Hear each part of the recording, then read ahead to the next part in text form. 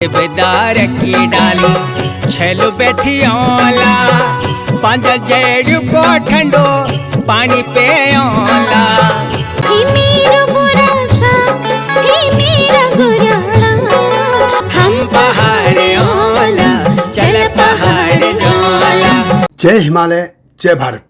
हिमालय लोग YouTube channel में आपका स्वागत है और मैं हूं जर्नलिस्ट डॉक्टर हरीश चंद्र लखेड़ा।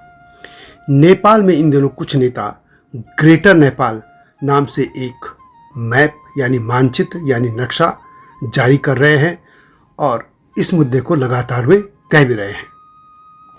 पहले भी छुटपुट तौर पर ये घटनाएं होती रहती थी, परंतु अब काठमांडू के जो मेयर हैं उन्होंने ही अपने कार्यालय में ग्रेटर नेपाल का नक्शा लगा दिया। ये ग्रेटर नेपाल क्या है और माओवादियों के आने से तथा चीन का प्रभाव बढ़ जाने से नेपाल में यह मुद्दा क्यों इस तरीके से तेजी पकड़ रहा है, यही सब कुछ इस वीडियो में बताऊंगा। लेकिन जब तक मैं आगे बढ़ूं, आपसे अनुरोध है कि हिमालयी सभ्यता पर केंद्रित इस चैनल को सब्सक्राइब अवश्य कर दीजिए। सवाल है कि ग्रेटर नेपाल क्या है। नेपाल के अतिवादी लोग मुंगेरी लाल की तरह का एक सपना देखते हैं जिसमें वे भारत के उन हिस्सों को भी अपने नक्शे में दिखाते रहते हैं जो कभी गोरखा साम्राज्य ने जीता था और फिर अंग्रेजों के साथ युद्ध में जब गोरखा हार गए तो उन्होंने वह क्षेत्र खो दिया। बात वहीं समाप्त हो जानी चाहिए थी क्योंकि उन्होंने पहले युद्ध जीते, कुछ हिस्से अपने कब्जे में लिए और फिर वे युद्ध हार गए तो उन्होंने वे क्षेत्र लौटा दिए। बात इतनी भर थी। लेकिन नेपाल में माओवादियों के सत्ता में आ जाने के बाद ही इस कथित ग्रेटर नेपाल की बातें कुछ वर्षों से सामने आ रही हैं। यह भी कह सकते हैं कि जब से चीन ने नेपाल में ज़्यादा दिलचस्पी लेनी शुरू की है तभी से कुछ नेपाली मुंगेरी लाल के सपने देखने लग गए हैं, मुंगेरी लाल के हसीन सपने। स्थित ग्रेटर नेपाल की इस अवधारणा के तहत नेपाल की वर्तमान सीमाओं से बाहर आज के भारतीय और बांग्लादेशी क्षेत्रों पर वे अपना दावा करते हैं। यानी भारतीय राज्यों में उत्तराखंड, हिमाचल प्रदेश, उत्तर प्रदेश और बिहार, पश्चिम बंगाल और सिक्किम से लेकर बांग्लादेश के कुछ हिस्सों को नेपाल के नक्शे में दिखाया जाता है और उसी को ग्रेटर नेपाल कहा जाता है। और वे ये सपना देखते हैं कि यह सभी कभी नेपाल का हिस्सा फिर हो जाएंगे। लेकिन वे ये नहीं जानते कि आर्थिक तौर पर कितना मजबूर है नेपाल और भारतीय शक्ति के सामने वो एक बहुत ही छोटा जैसा देश है। और फिर भी यदि वे ऐसे सपने देखते हैं तो यह मुंगेरी लाल के ही सपने हैं। वास्तव में अभी में ये बात इसलिए आई कि भारतीय संसद के नए भवन में सम्राट अशोक के कालखंड के भारत का चित्र लगाने के बाद ही नेपाल में यह बात उठी। नेपाल में कई लोग ऐसे हैं जो कथित ग्रेटर नेपाल पर कुछ ज़्यादा ही उतावले दिख रहे हैं। काठमांडू के मेयर ने तो अपने कार्यालय में ही कथित ग्रेटर नेपाल का एक मानचित्र भी लगा दिया। यह अलग बात है कि जब उसकी पत्नी बीमार हुई तो उसे भारत की शरण में आना पड़ा और वह बंगलुरु में अपनी पत्नी का इलाज कराने भारत में ही था। यानी भारत के बगैर उनका रोजी रोटी पानी कुछ नहीं चल सकता। फिर भी कुछ ही नेपाली ऐसी हरकतें करते हैं। मैं सभी नेपालियों की बात नहीं कर रहा हूँ क्योंकि अधिकतर नेपाली बहुत अच्छे हैं, वे भारत के मित्र हैं। लेकिन कुछ गिने चुने जो माओवादियों के चक्कर में हैं या चीन के प्रभाव में हैं, वही लोग इस तरह की हरकतें कर रहे हैं, सभी नेपाली नहीं। अब बात करते हैं नेपाल की। प्राचीन काल में नेपाल यानी काठमांडू घाटी की बागडोर क्रमशः गुप्त वंश, किरात वंश, सोमवंश, लिच्छवी और सूर्यवंश के राजाओं के हाथों में रही, जबकि पश्चिमी क्षेत्रों में खासों के राज्य थे। ये छोटे छोटे 2224 राज्य थे। उत्तराखंड में राज करने वाले कथियों के वंशज भी इस क्षेत्र में राज्य करते थे। और ख़ासतौर पर यदि हम डोटी, जुमला और पिथौरागढ़ की सौर घाटी को हम देखें तो उस इलाकों के जो क्षेत्र थे वे कभी कुमाऊं के चंद राजाओं के अधिकार में रहे तो कभी डोटी क्षेत्र के जो मल्ल राजा थे उनके अधिकार क्षेत्र में भी आते रहे। यानी जो आज का सुदूर पश्चिम और कर्णाली क्षेत्र है और जो कुमाऊं क्षेत्र है वहाँ पर ऐसी साझी सांस्कृतिक विरासत है कि पूरा एक घर ही लगता है। नेपाल में गोरखा क्षेत्र के राजा पृथ्वीनारायण शाह ने अपने राज्य का विस्तार कर जो राज्य बनाया था वही बाद में नेपाल कहलाया। पहले उनके राज्य को गोरखाली कहा जाता था, जबकि काठमांडू घाटी को ही नेपाल कहा जाता था। और जो पुराणों में या कहीं भी जो वर्णन मिलता है नेपाल का, वो सिर्फ और सिर्फ काठमांडू घाटी क्षेत्र को कहा जाता है, न कि आज का जो नेपाल का स्वरूप है वो। पृथ्वीनारायण शाह ने जब काठमांडू घाटी पर भी अधिकार कर लिया तो उनके विजित क्षेत्र को नेपाल कहा जाने लग गया।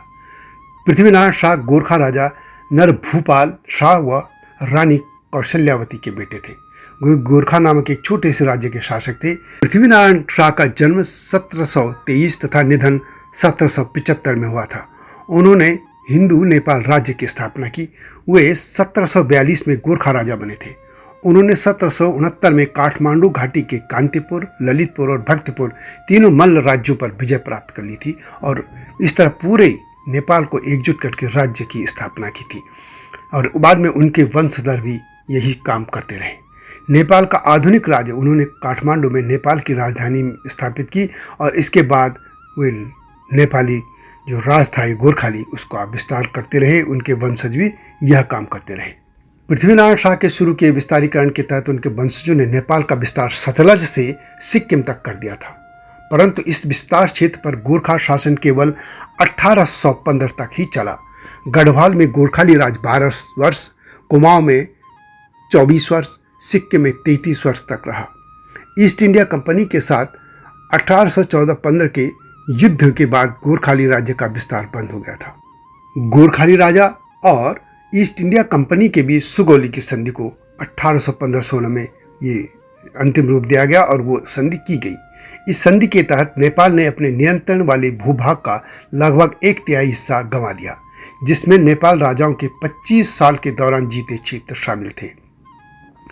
इसमें पूर्व में सिक्किम, पश्चिम में कुमाऊं, गढ़वाल और हिमाचल की क्षेत्र, दक्षिण में तराई का अधिकतर क्षेत्र शामिल था और दार्जिलिंग क्षेत्र वगैरह ये भी शामिल थे। इस संधि के तहत मिथिला क्षेत्र के एक हिस्से से लेकर पूर्व में दार्जिलिंग और तीस्ता तक का क्षेत्र भारत को वापस लौटा दिया गया। इस तरह गोरखाओं ने जो कब्जा किया था वह सब अधिकतर लौटा दिया गया था भारत को। और नेपाल की जो सीमाएं थी वो पश्चिम में काली नदी और पूर्व में तीस्ता तक बांध दी गई। तब ब्रिटिश और गोरखा युद्ध लगभग 2 साल तक चला था। इसमें गोरखाली हार गए थे और इसके बाद 1816 में ईस्ट इंडिया कंपनी और नेपाल की गोरखा राजशाही ने एक संधि पर हस्ताक्षर किए। इसे सुगौली संधि कहा जाता है, जिसे आज भी भारत और नेपाल मानते हैं। इन्हीं क्षेत्रों को मिलाकर नेपाल के कुछ मुंगेरी लाल कथित ग्रेटर नेपाल की बात करते रहते हैं। अब नेपाल पर चीन का असर बढ़ने के साथ कथित ग्रेटर नेपाल की बात ज़्यादा सुनी जा रही है। नेपाली भी जानते हैं कि इस क्षेत्र को उन्होंने जबरदस्ती कब्जाया था। कुछ माओवादी भी यह बात उठाते रहते हैं, कुछ संगठन भी। उन्होंने एक नक्शा भी बनाया है। एक माओवादी संगठन ने तो नेपाल फ्रॉम तीस्ता टू सतलज शीर्षक से 250 पेज की नेपाली पुस्तक भी प्रकाशित की थी। इस मुद्दे पर आ रही कुछ वीडियो में अब मैं जो आगे आ रही वीडियो मेरी उसमें मैं बताऊं कि सिंगोली संधि क्या है, नेपाल गोरखाली राज से पहले नेपाल में कौन कौन राज कर रहे थे, पश्चिम नेपाल के खस और उत्तराखंड के खस एक ही परिवार के हैं और उनके राज्यों को कैसे गोरखाली राज में शामिल किया गया था। इसके अलावा क्या यह संधि को कोई एक देश नकार सकता है, इस तरह की जो तमाम बातें हैं वो आने वाली वीडियो में आएंगी। आप उनको अवश्य देखिएगा। और अभी तक तो यही बात कि यह ग्रेटर नेपाल क्या है इसके बारे में मैंने इसमें जानकारी दी। यह वीडियो कैसी लगी कमेंट में अवश्य लिखें और वीडियो को शेयर भी कीजिए, लाइक भी कीजिए और हिमालय सभ्यता पर केंद्रित इस चैनल को सब्सक्राइब न करना न भूलना। अगली वीडियो की प्रतीक्षा कीजिए। तब तक जय हिमालय, जय भारत। हिमालय पे पेड़ हो तो गीत गाएंगी नदियाँ, गीत गाएंगी नदियाँ।